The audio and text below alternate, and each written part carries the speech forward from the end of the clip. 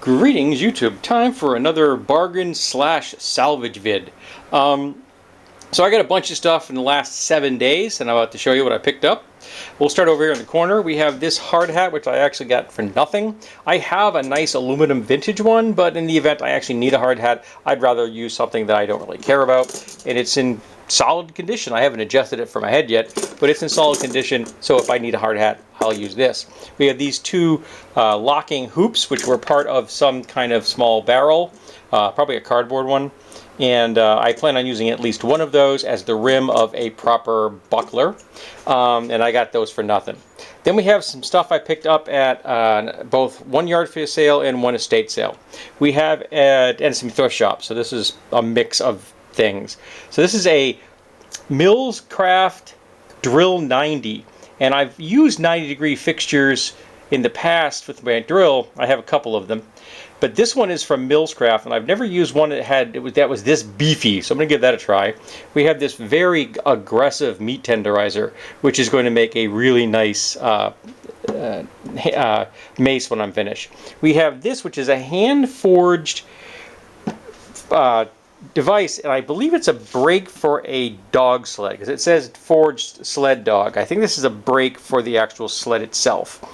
I don't plan on making any modifications to this. I do want to use it, but I don't want to alter it, because it's really pretty and I don't want to hurt it, and I respect the craft that went into it. We have this, which is just like a hot metal candle holder. Like you put the big pillar style candles on this thing, but I thought it might make a good cover for something. It's got a little heft to it, so if you're making a mace, I want something a little bit more interesting on one side. This may be what I use. We have a pulley. We have a well, that needs to get cleaned off. Sorry, I had a water bottle in the bag. This is a I haven't put the make on this one. This is a hammer and nail pull, so this is designed for doing the woodworking. We have this plate, which may end up as a wall fixture or some other kind of fixture, or it may end up in a build. We have 3 of these. This is for using wire rope. I got those cheap. We have 3 thin steel plates, which may end up as a piece of armor at some point. We have this, which is, I believe, a tool for getting tires or something onto or off of an object. So you slide it in there and then you roll it around, and that helps to put it on or off. I think that's what this is for. And we have this very large block of steel here. I don't actually know what this thing is. I got this as Salvage. Got lots of holes in it. It's kind of greasy. What really fascinated me is that at both ends these very large hex nuts, which go in here. So that's going to be kind of interesting. That's really what I wanted, because this thing's heavy. It's 2.6 kilos. That's a hefty piece of steel. You could make a mace out of this thing that would definitely be dangerous, or a piece of exercise equipment. People do exercise with maces or hammers. You find that in India and a number of other places. People have also used sledgehammers. I at one time used one myself for that purpose. Yes, I actually exercised at one point in my life, but you know, age and arthritis, that kind of forestalls that one.